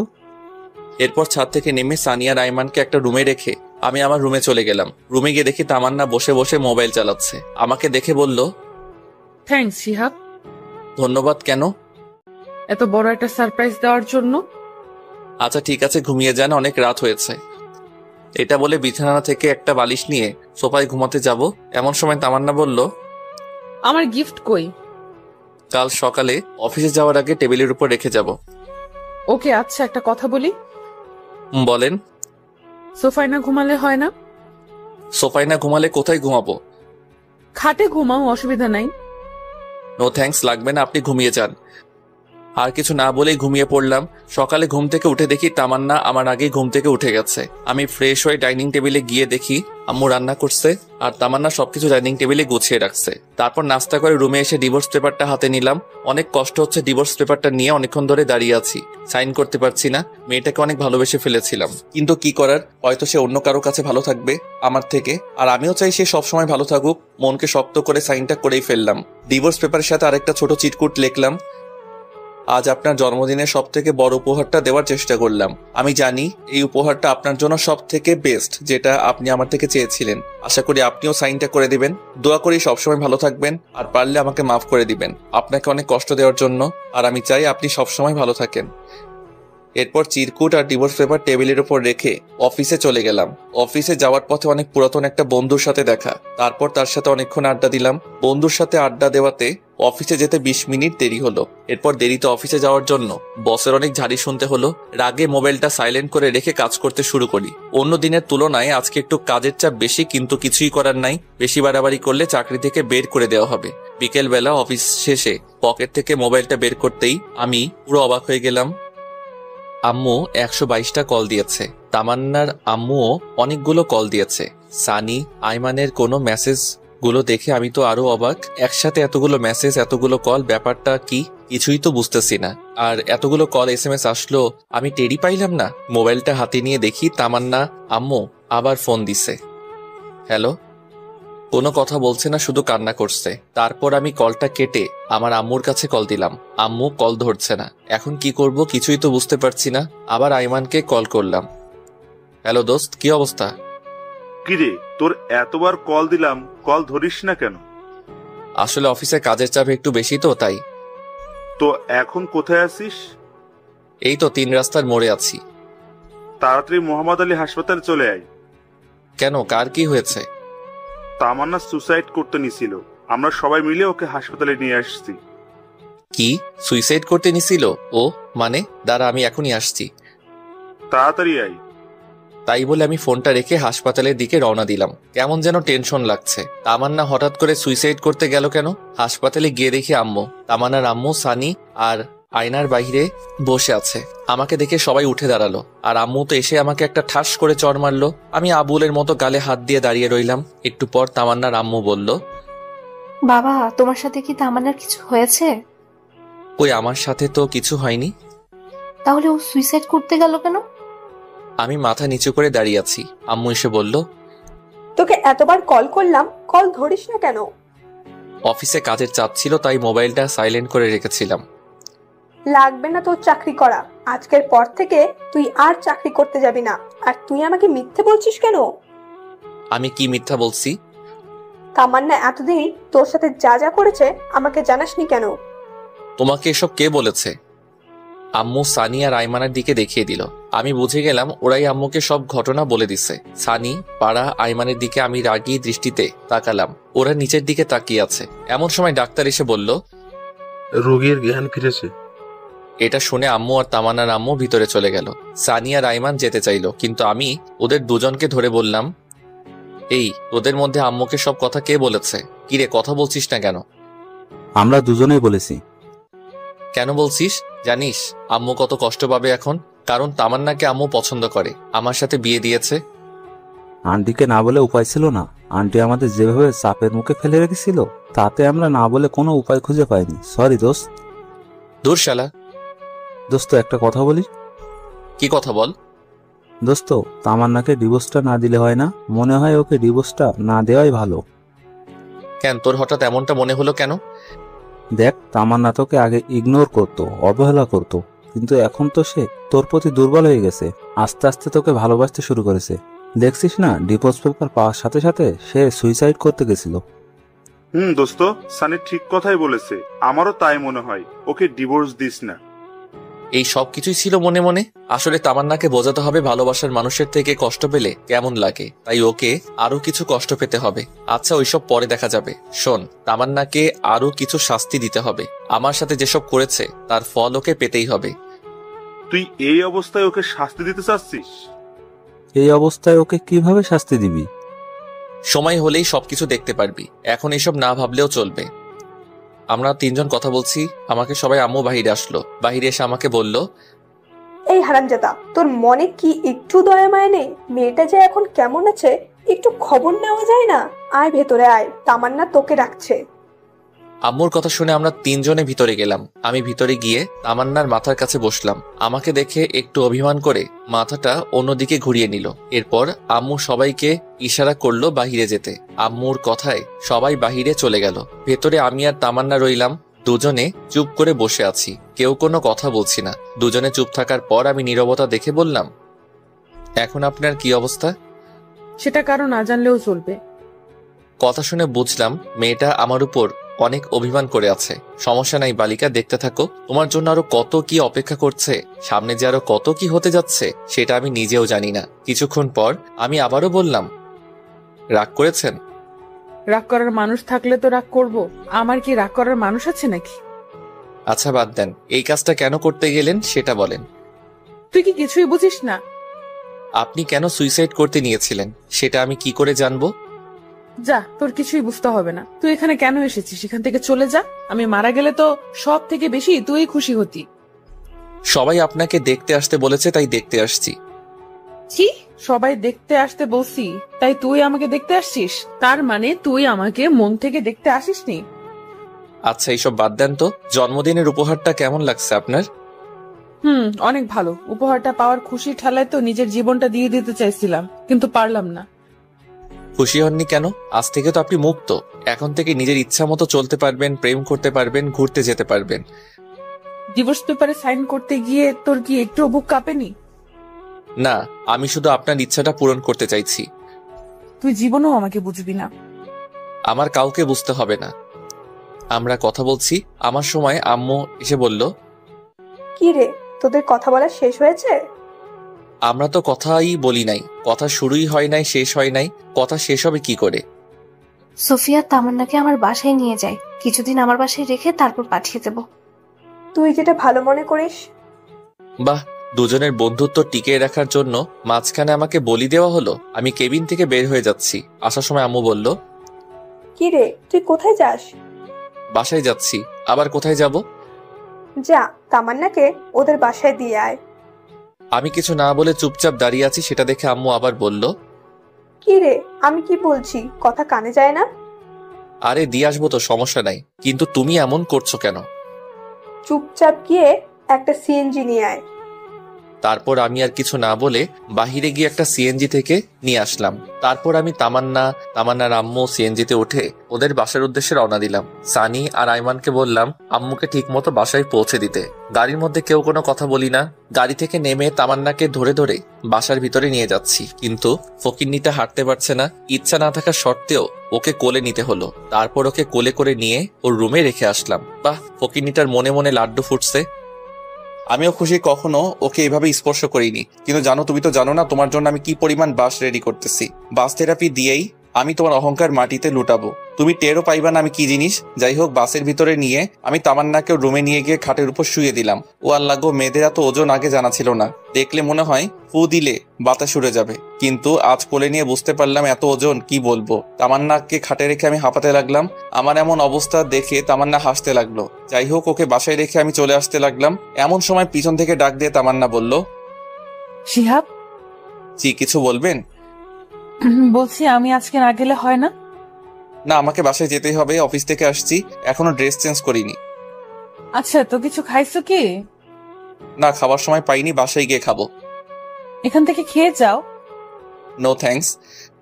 আর কিছু না বলে সোজা হাঁটা দিলাম। তামান্নার আম্মু অনেকবার করলো থেকে যেতে, কিন্তু আমি না করে দিয়ে বিদায় নিয়ে বাড়িতে চলে আসলো। তারপর বাসায় এসে ফ্রেশ হয়ে নাস্তা করে শুয়ে পড়লাম।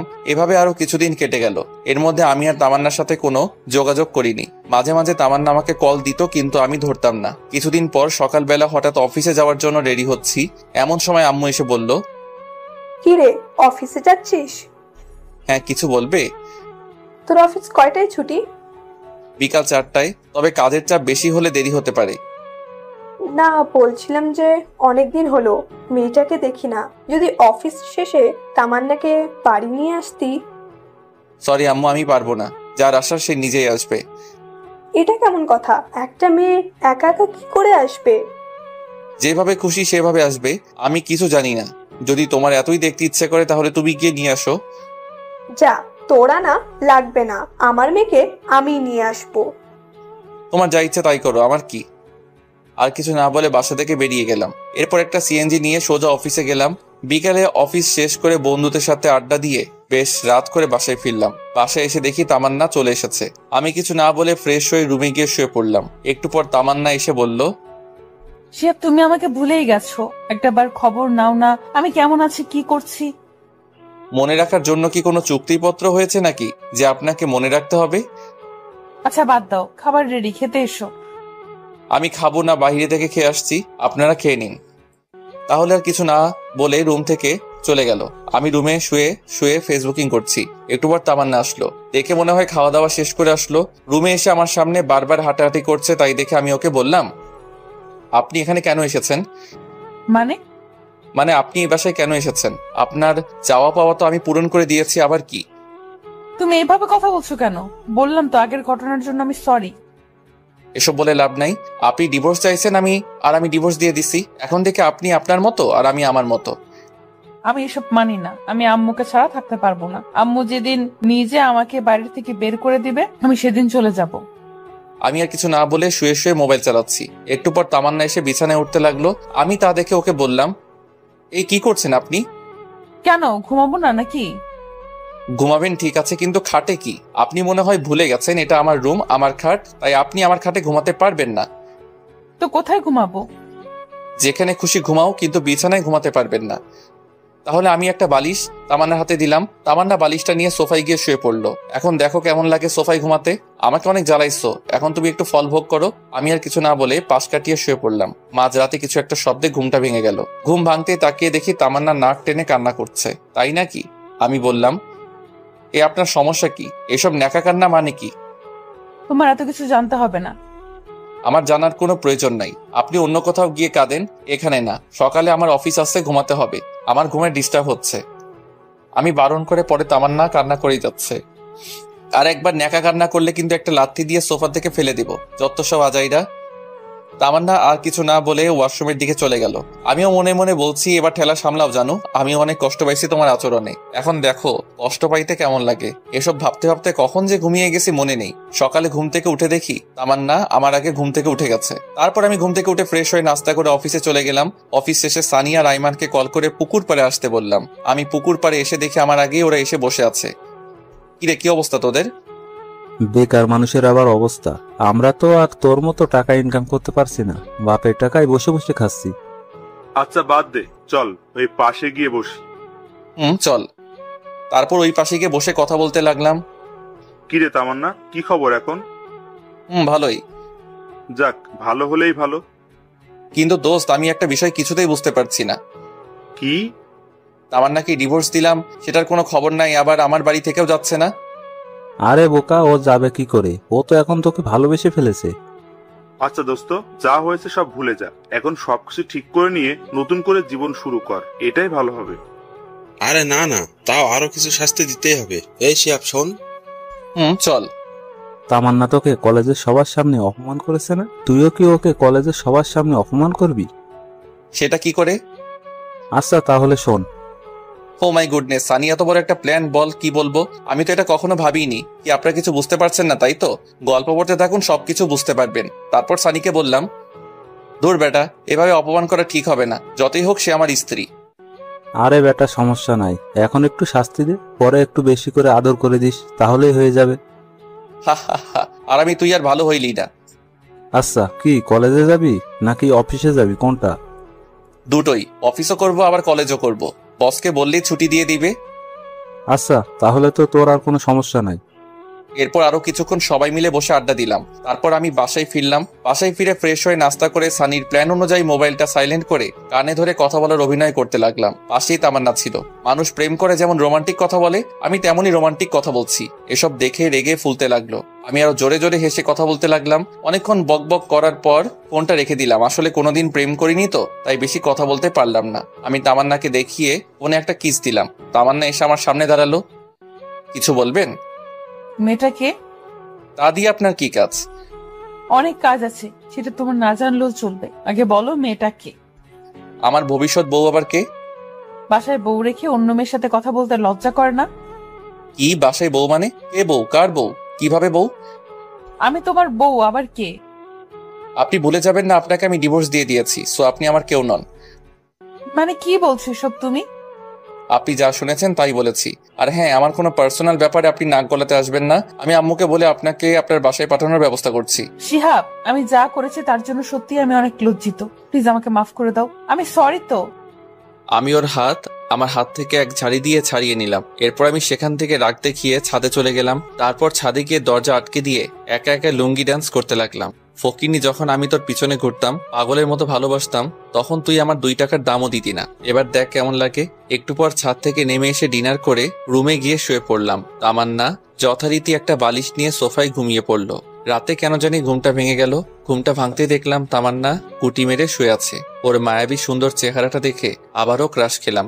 আসলেই ঘুমন্ত মানুষকে সত্যি অনেক সুন্দর এবং অনেক মায়াবী দেখতে লাগে। তামান্নার দিকে একটু ভালো করে তাকিয়ে দেখলাম মেয়েটা ঠান্ডায় কাঁপছে। তারপর আমি বিছানা থেকে উঠে গিয়ে কম্বলটা ওর গায়ে দিলাম। মোবাইলে সময় দেখলাম। একটু পর ফজরের আজান দেবে, তাই আর ঘুমালাম না। বিছানা থেকে উঠে এসে আজান দেওয়ার সাথে সাথে মসজিদে গিয়ে নামাজ আদায় করে আসলাম। নামাজ পড়া শেষে একটু হাঁটাহাঁটি করলাম। বাসায় এসে দেখি তামান্না মুখ টিপে টিপে হাসছে। মনে হয় কম্বলটা দেওয়ার কারণে এত খুশি। বালিকা এত খুশি হওয়ার কিছু নাই। একটু অপেক্ষা করো আর দেখতে থাকো শিহাব কি জিনিস। তুমি আমাকে যে কষ্ট দিয়েছো তা সুদে আসলে পরিশোধ করে নেব। সকালে নাস্তা করে রুমে এসে মোবাইল টিপতেছি, এমন সময় আম্মু এসে বলল, কি রে, আজকে অফিসে যাবি না? না আম্মু, আজকে ছুটি নিয়েছি। কেন রে, শরীর খারাপ নাকি? না আম্মু, অনেকদিন হলো কলেজে যাইনি, তাই ভাবছি আজকে কলেজে যাব। আর কলেজে একটু কাজও আছে। তামান্না আমার পাশেই ছিল। ও আমার কলেজে যাওয়ার কথা শুনে আম্মুকে বলল, আমি বলছিলাম কি, আমিও তো অনেকদিন হলো কলেজে যাই না, আর পড়াশোনাটাও ঠিকভাবে হচ্ছে না। যদি আজকে শিহাবের সাথে কলেজে যাই তাহলে কি কোনো সমস্যা হবে? আরে আমার আবার কি সমস্যা হবে? তোরা দুজন কলেজে যাবি, যা। ধন্যবাদ আম্মু। এই শিহাব, হ্যাঁ আম্মু বলো। বলছি তুই তামান্নাকে সাথে নিয়ে কলেজে যা। আমি পারবো না। পারবি না কেন? যে যার মতো কলেজে যাবে, আমি কাউকে নিয়ে যেতে পারবো না। এটা কেমন কথা? মেয়েটা একা একা কি করে কলেজে যাবে? যার যেভাবে খুশি যাক, আমি কাউকে নিয়ে যেতে পারবো না। আমি আম্মুকে আর কিছু বলতে না দিয়ে সোজা রুমে চলে আসলাম। রুমে এসে রেডি হয়ে তামান্নার আগেই কলেজে চলে গেলাম। আমি, সানি, আইমান আর ইতু একসাথে বসে আছি। তামান্নাকে আসতে দেখে সানি বলল, এ মামা, ও আসছে, শুরু করে দে। কে আসছে? আরে শালা, তোর বউ আসছে, প্ল্যান অনুযায়ী কাজ শুরু করে দে। এরপর আমি আর ইতু বসে বসে দুজন দুজনের হাত ধরে হেসে হেসে কথা বলছি। ইতু প্ল্যান অনুযায়ী আমার হাত ধরে বসে আছে। তামান্না তো আমাদেরকে দেখে রাগে ফুলতে লাগলো। তামান্না আমাদের কিছু না বলে সোজা উপরে চলে গেল। আমরা তো সবাই হাসতে হাসতে শেষ। আমরা কেউই আজ ক্লাস করিনি। সবাই বসে বসে আড্ডা দিচ্ছি। তামান্না উপর থেকে বারবার আমাদের দিকে তাকাচ্ছিল। আমি অভিনয়টা বেশ ভালো করে চালিয়ে যাচ্ছি না? যে কেউ দেখলে বলবে আমরা দুজন দুজনকে অনেক ভালোবাসি, কিন্তু এটা ছিল আমাদের প্ল্যান। এভাবে 2 ঘন্টা পার হয়ে গেল। 2 ঘন্টা পর তামান্না ও তার বান্ধবীরা একসাথে আমার দিকে আসছে। সানি আর আইমান ওদের দেখে গান গাইতে লাগলো। আমার এই বাজে স্বভাব কোনোদিনও যাবে না। একটা সিনিয়র মেয়ে এসে সানিকে বলল, যখন একটা কানের নিচে পড়বে এমনিতেই বাজে স্বভাব চলে যাবে। আমি তখনও ইতুর হাত ধরে বসে আছি, আর আমার এমন আচরণ দেখে তামান্না বলল, ছি শিহাব, তোমার লজ্জা করে না? কেন আমার লজ্জা করবে কেন? আমি কি ল্যাংটা হয়ে আছি নাকি? ল্যাংটা হয়ে না থাকলেও তার থেকে অনেক খারাপ কিছু করছো। বাসায় বউ রেখে এখানে অন্য একটা মেয়ের সাথে। ছি। ওয়েট, বউ মানে কার কথা বলছেন? কার সাথে আবার বলবো? আমার সাথে বলছি। হোয়াট? কে আপনি? আপনাকে তো আমি চিনিই না। কি বললে? তুমি আমাকে চেনো না? আমার ভাবতেই অনেক ঘৃণা লাগতেছে তুমি এতটা খারাপ। আপনার লজ্জা করে না একটা জুনিয়র ছেলের পিছনে পিছনে ঘুরতে? আপনাকে তো আমি পাত্তাও দেই না, তাহলে কেন বারবার আমার পিছনে আসেন? এতক্ষণে পুরো ক্যাম্পাসের ছেলে মেয়ে সবাই আমাদের দিকে তাকিয়ে আছে। তামান্না তো লজ্জায় মাথা নিচু করে আছে। দেখলাম ওর চোখের কোণায় পানি। কান্না করতে করতে কলেজ থেকে বাইরে চলে গেল। আমার নিজেরও একটু খারাপ লাগছে। ব্যাপারটা আসলে একটু বাড়াবাড়ি হয়ে গেছে। পরে আমি, সানি আর আইমান কলেজ থেকে বেরিয়ে গেলাম, আর ইতুকে একটা ধন্যবাদ দিয়ে আসলাম। এরপর আমরা বাহিরে কিছুক্ষণ আড্ডা দিলাম। অবশেষে আমরা বাসায় চলে গেলাম। বাসায় গিয়ে দেখি তামান্না ওর সবকিছু গুছিয়ে নিয়ে বাড়ি থেকে চলে যেতে যাচ্ছে। এদিকে আম্মু ওকে অনেক বোঝাচ্ছি, কিন্তু কোনো কিছুতেই বুঝতে চাচ্ছে না। তামান্না সবকিছু ভুলে ব্যাগ নিয়ে বাপের বাড়ি চলে গেল। এদিকে আম্মু ঠাস ঠাস করে আমাকে চর মারতে লাগলো। আমাকে চর মারতে মারতে আম্মু বলল, কুলাঙ্গার একটা ছেলে, তোর কারণে আজকে আমার মেয়েটা বাড়ি থেকে চলে গেল। আমার মেয়েটার যদি কিছু হয় তাহলে তোর অবস্থা আমি খারাপ করব। আমার কথা শুনে আমার মাথায় বাজ পড়লো। নিজের ছেলের কোনো খোঁজ নেই, ছেলের বউ নিয়ে পড়ে আছে। আমার সাথে রাগারাগি করে আমি ছাদে চলে গেলাম। ছাদে গিয়ে বসে আছি। আমার অনেক খারাপ লাগছে, কারণ আজকে একটু বেশি বাড়াবাড়ি হয়ে গেছে। কিন্তু কি করব, ও আমার সাথে যা যা করেছে তার ফল ওকে পেতেই হবে। কিন্তু মনে হচ্ছে ওর সাথে একটু বেশি করে ফেলেছি। কি করব কিছুই বুঝতে পারছি না। সানিকে একটা কল দিলাম। কিরে, কই তুই? এই দুপুরবেলা বাসা ছাড়া কই থাকবো? কোনো সমস্যা হয়েছে নাকি? হ্যাঁ, সমস্যা তো একটা হয়েছে। আবার কি সমস্যা হলো? ফোনে বলা যাবে না, তুই তাড়াতাড়ি পুকুর পাড়ে চলে আয়। আমি আইমানকেও বলে দিচ্ছি। শোন, তোকে আইমানকে বলতে হবে না, তুই চলে আয়, আমি বলছি ওকে। আচ্ছা ঠিক আছে, তাড়াতাড়ি পুকুর পাড়ে চলে আয়। আচ্ছা ঠিক আছে, কিন্তু কখন আসবি? আসরের নামাজ পড়ে চলে আয়। আচ্ছা ঠিক আছে। এখন ফোনটা রেখে ছাদ থেকে নিচে চলে আসি। নিচে এসে দেখি আম্মু না খেয়ে আমার জন্য টেবিলে খাবার রুমে চলে গেছে। আমি আম্মুর রুমে গিয়ে আম্মুকে বললাম, কি ব্যাপার, আম্মু খাবে না? তোর খাবার তুই খা, আমি আমার মেয়েকে ছাড়া খাবো না। এই মহা যন্ত্রণা দূর আর ভালো লাগে না। এই বলে আমি আম্মুর রুম থেকে বেরিয়ে আসলাম। আমিও কিছু খেলাম না, না খেয়ে রুমে গিয়ে ঘুমানোর চেষ্টা করছি, কিন্তু ঘুম আসছে না। পরে উঠে বাইরে চলে গেলাম। তারপর আসরের নামাজ পড়ে পুকুর পাড়ে চলে গেলাম। সেখানে গিয়ে দেখি সানি আর আইমান পুকুর পাড়ে বসে আছে। আমি ওদের কাছে গিয়ে বললাম, কিরে তোরা আসছিস? কিন্তু তোর মোবাইল বন্ধ কেন? আমি মোবাইলটা হাতে নিয়ে দেখি মোবাইলটা বন্ধ হয়ে আছে। সরি, ফোনে চার্জ নাই। আচ্ছা বল, কি সমস্যা? এখন ওদের দুজনকে সবকিছু খুলে বললাম। আমার কথা শুনে আইমান বলল, শিয়াব, আমার মনে হয় তোর এখন তামান্নাদের বাসায় যাওয়া উচিত। দূর, আমি সেখানে গিয়ে কি করব? তুই তামান্নার কাছে সবকিছুর জন্য মাপ চাইবি, আর ওকে বলবি ডিভোর্স পেপারটা নকল ছিল। কি বলিস, নকল ডিভোর্স পেপার মানে? হ্যাঁ, আমি জানতাম একদিন সবকিছু ঠিক হয়ে যাবে, তাই তোর সাথে একটু অভিনয় করছি। শালা, তোরা তো মির্জাফরের থেকে অনেক বড় প্রতারক। আচ্ছা, এসব এখন বাদ দে তো। তুই তামান্নাদের বাড়িতে যাবি কিনা তাই বল। শালা, তোরা আমার সাথে যা করলি, আমি কোথাও যাব না। তাহলে বসে বসে আঙুল চোষ। তামান্না কি আমাকে মেনে নিবে? দেখলি না, তামান্না তোকে অন্য কারোর সাথে সহ্য করতে পারে না। সেটা তো আগে ছিল, কিন্তু কাল কলেজে ওর সাথে যা করলাম তারপরেও কি ও আমাকে মেনে নিবে? চেষ্টা করতে তো আর নিষেধ নেই নাকি? তোকে তো আগেই বলেছিলাম, যা করবি চিন্তা ভাবনা করে করবি। শালা, তুই চুপ থাক। আজ তোর বুদ্ধিতেই এমন হয়েছে। আজ তোর কথা না শুনলে কিছুই হতো না। আরে, আমি কি জানতাম নাকি যে তামান্না ওর বাবার বাসায় চলে যাবে? আচ্ছা, এখন সব বাদ দে তো, এখন কি করা যায় সেটা ভাব। আচ্ছা চল, কিছু খেয়ে আসি আগে। তোর তো খাওয়া ছাড়া আর কোনো কথাই নেই। এই, তুই কি এখন ওদের বাসায় যাবি? না, যাব না। যদি যেতেই হয় তাহলে কাল যাব। ওদের সাথে আরো কিছুক্ষণ আড্ডা দিলাম। কিছুক্ষণ পর বাসায় গেলাম। রাত প্রায় 10টা, কিন্তু আম্মু খাইতে আসলো না। একা খাইতে বসছি, এমন সময় তামান্নার আম্মু ফোন দিল। হ্যালো। পুরোটা বলার আগেই তামান্নার আম্মু কান্না করে দিল। বাবা তুমি কই? আমি তো বাসায়। আপনি কান্না করছেন কেন? কোনো সমস্যা হলো নাকি? তামান্না। আর কিছু না বলেই কল কেটে দিল। আমি আবার কল দিলাম, কিন্তু কল আর কেউ ধরছে না।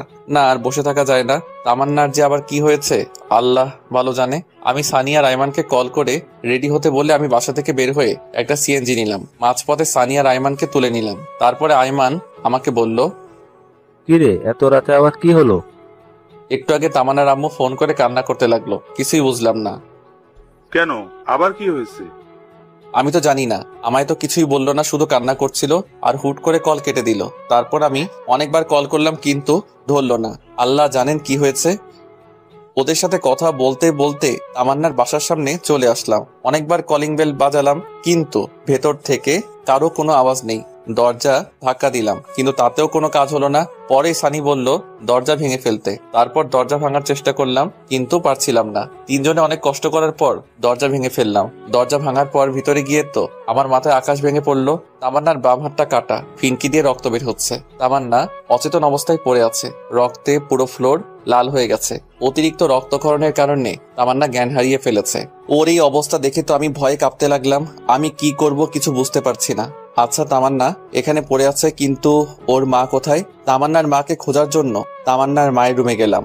তামান্না মায়ের রুমে গিয়ে দেখলাম তামান্নার আম্মু খাটের উপর উল্টা হয়ে পড়ে আছে। খাটের উপর পা পিছলে পড়ে মাথায় আঘাত খেয়ে অজ্ঞান হয়ে আছে।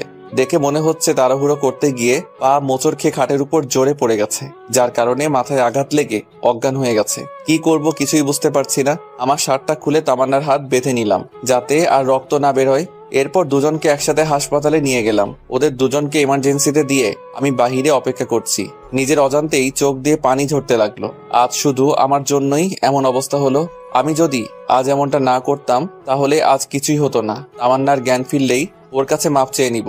এরপর আমি সানি আর আইমানকে বললাম বাসায় চলে যেতে, কিন্তু ওরা গেল না। একটু পর ডাক্তার বাহিরে এসে বলল, আচ্ছা, রোগী আপনার কি হয়? আমার স্ত্রী হয়। আছে, শুনুন, রোগীর অতিরিক্ত রক্তক্ষরণ হয়েছে, জরুরি রক্তের ব্যবস্থা করুন। জি বলুন, কোন গ্রুপের রক্ত লাগবে? আমরা এখানে 3 জন আছি। A B positive. আমার এ পজিটিভ। আমার ও পজিটিভ। আমার বি পজিটিভ। আচ্ছা, আপনারা 3 জনেই আসেন। এরপর 3 জনেই রক্ত দিলাম। একটু পর শাশুড়ি আমার জ্ঞান ফিরল, উনি ঘুমাচ্ছে। এদিকে আমি তামান্নার কাছে গিয়ে ওর পাশে বসলাম। আমি নিশ্চুপ হয়ে তামান্নার দিকে তাকিয়ে আছি। তারপর ওর হাতটা ধরে ওর মায়াবী মুখটা দেখতে দেখতে কখন ঘুমিয়ে গেছি বুঝতেই পারিনি। সকালে ঘুম ভাঙলো কারো হাতের স্পর্শে। তাকিয়ে দেখি তামান্না আমার মাথায় হাত বুলাচ্ছে। আমার ঘুম ভাঙা দেখে ও মুখটা অন্যদিকে ঘুরিয়ে কালো করে বসে রইল। সেটা দেখে আমি তামান্নাকে বললাম, কি ব্যাপার, আপনি এমন করলেন কেন? সেটা কাউকে জানতে হবে না, আমার যা মনে হয়েছে তাই করেছি। আপনি এমন পাগলামি কেন করলেন বলেন? কি করব বলো? আমি তো তোমাকে কষ্ট দিয়েছি, অপমান করেছি, তোমার সাথে অনেক খারাপ ব্যবহার করেছি। তুমি তো কোনোদিন আমাকে ক্ষমা করবে না। তাই বলে সুইসাইড করবেন? এর আগেও আপনি এমন করেছেন। আমি মরলে তোমার কি? এটা শোনার সাথে সাথে ঠাস করে ওর গালে একটা চর বসিয়ে দিলাম। আমার চর মারা দেখে তামান্না আমাকে বলল, তুমি আমাকে মারলে? আপনাকে মেরেছি, বেশ করেছি। আমি আমার বউকে মেরেছি, কার কি? বউ? তাহলে সেদিন ডিভোর্স লেটার কেন দিলে? আরে ওইটা ডিভোর্স পেপার ছিল না, জন্মদিনের কার্ড ছিল। আর ওই চিঠিটা তো আমি এমনি এমনি বানিয়ে লিখেছি। তাহলে কাল কলেজে এমন কেন করলে? আপনি যে আমাকে অপমান করেছিলেন, আর তাই আপনাকে বোঝাতে চেয়েছিলাম। আপনার কেমন লাগে? অনেক হারামি তুই। আমি কি একটু ভেতরে আসতে পারি? আম্মু দরজার সামনে দাঁড়িয়ে বলল, না, এখন ভেতরে কারো আসা যাবে না। যদি কেউ আসতে চায় তাহলে পরে আসবে। তামান্না আমাকে জড়িয়ে ধরে এসব কথা বলল। এ কি করছেন? আম্মু দেখছে তো? দেখলি দেখুক, তাতে আমার কি? আমি আমার স্বামীকে আদর করব, কার কি? তাই বলে আম্মুর সামনে? এই হাদারাম, কিছু শেখ। আচ্ছা তোমরা তাহলে থাকো, আমি যাই। তাই বলে আম্মু শাশুড়ি আমার কাছে গিয়ে গল্প করতে লাগলো। এরপর আমি বাহিরে গিয়ে দেখলাম সানিয়া রাইমান দুজনে একটা টুলের উপর একজন আরেকজনের উপর উল্টো হয়ে শুয়ে আছে। দেখেই আমার প্রচুর হাসি পাচ্ছে। আমি পকেট থেকে ফোনটা বের করে কিছুক্ষণ ভিডিও করলাম, তারপর ওদের দুজনকে জাগালাম। এরপর সবাইরে নাস্তা করার জন্য বাহিরে গেলাম। সকালে নাস্তা করা শেষে তামান্নার জন্য নাস্তা প্যাকেট করে নিয়ে আসলাম। নাস্তার প্যাকেট নিয়ে ডাক্তারকে বললাম, ডাক্তার সাহেব, জি বলেন। আমি কি আমার রোগীদের বাসায় নিয়ে যেতে পারি? জি পারবেন, তবে শুধুমাত্র আপনার শাশুড়ি মাকে, আপনার স্ত্রীকে আরো 2 দিন রাখতে হবে। আচ্ছা ঠিক আছে। এরপর আমি আম্মুর কাছে গিয়ে বললাম, ডাক্তার বাসায় যেতে বলল। ওকে, তাহলে সবাইকে নিয়ে বাসায় চল। এখানে থেকে কি করব? আম্মু শুধু আন্টিকে নিয়ে যেতে, আমি শুনেছি তামান্নাকে আরো 2 দিন থাকতে হবে এখানে। তুই ওনাকে আমাদের বাসায় নিয়ে যাও, কিছুদিন রেস্ট নিক। আচ্ছা ঠিক আছে, কিন্তু তামান্নাকে কে সামলাবে? আম্মু আমি আছি কেন? আচ্ছা, তাহলে তুই ওর ভালো করে যত্ন নিস। আমরা যাই। আচ্ছা ঠিক আছে, যাও।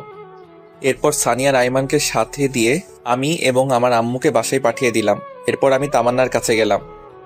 এখন কি অবস্থা আপনার? আগের থেকে একটু ভালো।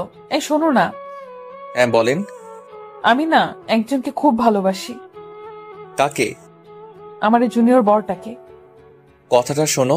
আমি একটু অন্যদিকে তাকিয়ে মুচকে মুচকে হাসতেছিলাম। হঠাৎ তামান্না আমার মুখটা টেনে ওর মুখের কাছে নিয়ে একটা ভালোবাসার ছোঁয়া এঁকে দিল, আর তারপর বলল, এই আমাদের বিয়ে হয়েছে ঠিক, কিন্তু আমরা তো এখনো বাসর করিনি। চলো না আজকে আমরা বাসর করে নেই। একদমই না। ডাক্তার বলেছে আপনাকে আরো 2 দিন এখানে থাকতে হবে, তাই যা হবার বাসায় গিয়ে হবে। এখানে চুপচাপ রেস্ট নেন। এমনি রোমান্টিক ভাবে আরো 2 দিন পেরিয়ে গেল। তারপর আমি তামান্নাকে নিয়ে বাসায় ফিরলাম, কিন্তু তাহলে দরজার সামনে দাঁড়িয়ে পড়লো। ভিতরে যেতে চাচ্ছে না, তাই দেখে আমি বললাম, কি ব্যাপার, এখানে দাঁড়িয়ে থাকলেন কেন? কেউ যদি আমাকে কোলে করে বাসার ভেতরে নিয়ে যায় তাহলে যাব, না হলে ভেতরে যাব না। আমি বুঝতে পারলাম সে আমাকে উদ্দেশ্য করে কথাটা বলল। কি আর করার, ওকে কোলে করে নিয়ে বাসার ভিতরে গিয়ে বিছানার উপর রাখলাম। এরপর আমি ওকে রেখে চলে আসতে যাব, এমন সময় আমার হাতটা ধরে একটা টান দিল। আমি নিজেকে স্থির রাখতে না পেরে সোজা তামান্নার গায়ের উপর পড়ে গেলাম। এটা কি হলো? আমার বরকে আমার যা ইচ্ছা তাই করব, তাতে তোর কি? আমার কি দেখাবো? দেখা দেখি। এটা বলে যখনই আমি আমার মাথাটা তামান্নার দিকে এগিয়ে নিয়ে যাচ্ছিলাম, এমন সময় সানি রুমে আসলো। মামা, আদর একটু পরেও করতে পারবা, এখন একটু বাইরে আসো। শালা, তুই আর আসার সময় পাইলি না? তামান্না লজ্জা পেয়ে অন্যদিকে মুখ করে বসে রইল। আমি বাহিরে গিয়ে সানিকে বললাম, শালা এখন বল, এই অসময় ডাকলি কেন? তোমাকে কিছু জানতে হবে না, 5,000 টাকা দে। কিন্তু এত টাকা দিয়ে কি করবি? তোকে দিতে বলেছি, দে। এত কথা বলিস কেন? আমার কাছে তো এখন এত টাকা নাই, হাসপাতালের বিল দিয়ে সব শেষ হয়ে গেছে। আচ্ছা ঠিক আছে, তোকে দিতে হবে না, থাক, আমরা যাই। আর বিকালে পুকুর পাড়ে আসিস, আড্ডা দেওয়া যাবে। আচ্ছা ঠিক আছে। এরপর সানি আর আইমান চলে গেল। এরপর আমি গোসল করে তামান্নাকে নাস্তা করিয়ে আমিও নাস্তা করে একটু রেস্ট নিলাম। বিকেলবেলা পুকুর পাড়ে চলে গেলাম। এরপর 3 জন মিলে অনেকক্ষণ আড্ডা দিলাম, অনেকক্ষণ 3 জনের ঘোরাঘুরি করলাম। রাত প্রায় 9টায় এমন সময় সানি বলল, মামা, আমার যেতে হবে, একটা জরুরি কাজ আছে। আমারও কাজ আছে, আমাকেও যেতে হবে। তাই বলে ওরা 2 জন চলে গেল। এদিকে আমিও বাসায় চলে আসলাম। বাসায় এসে তামান্নার কাছে গেলাম। কি ব্যাপার, এতক্ষণ কই ছিলে? এই তো একটু বাইরে ছিলাম। কেন, আপনার কোনো সমস্যা হয়েছে কি? ওই তুমি এখনো আমাকে আপনি করে বলছো মানে? তো কি করে বলবো?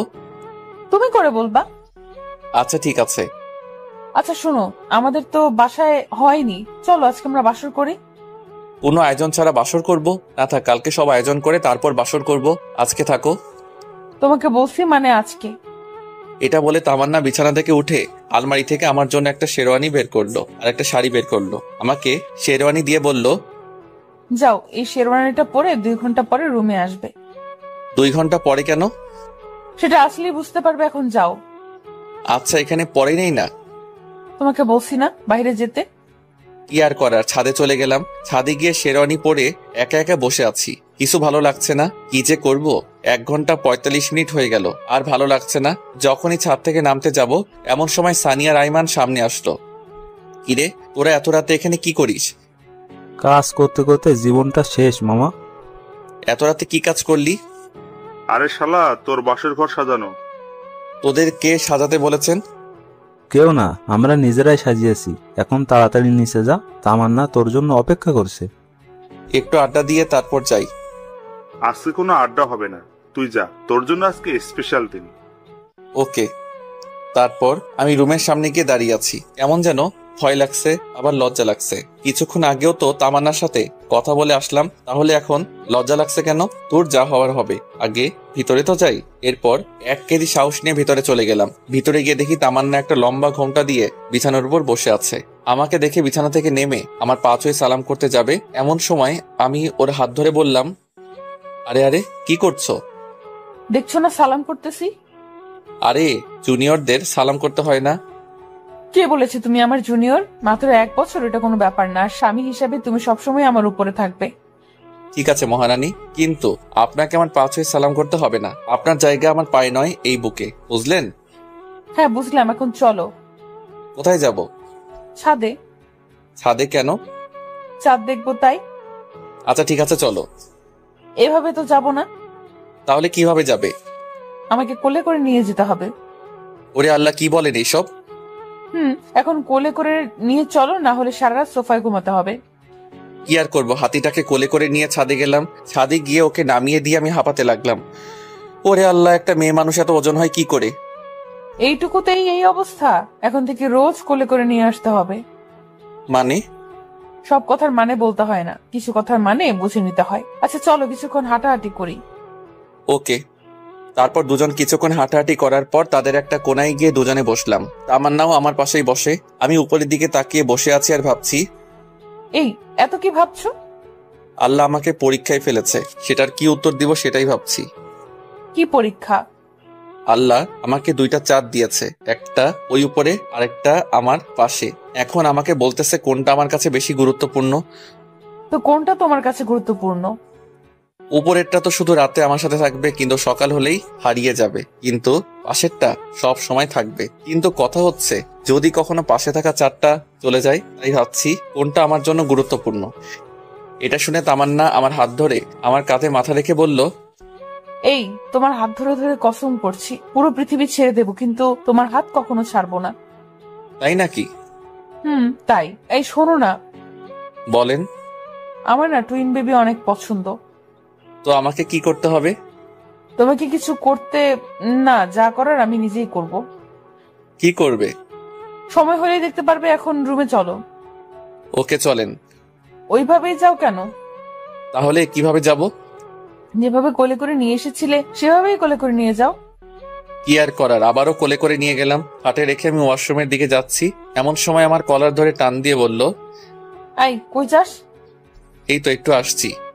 তোকে যে টুইন বেবির কথা বললাম ভুলে গেছিস? এটা বলে আমাকে একটা টান দিয়ে খাটে ফেলে দিল।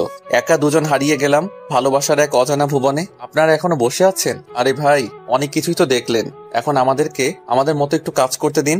আর আপনারা আপনাদের জীবন সঙ্গীর সাথে একটু খুনসুটি করেন। এখন যে যার মতো বাসায় যান। সবাই ভালো থাকুন।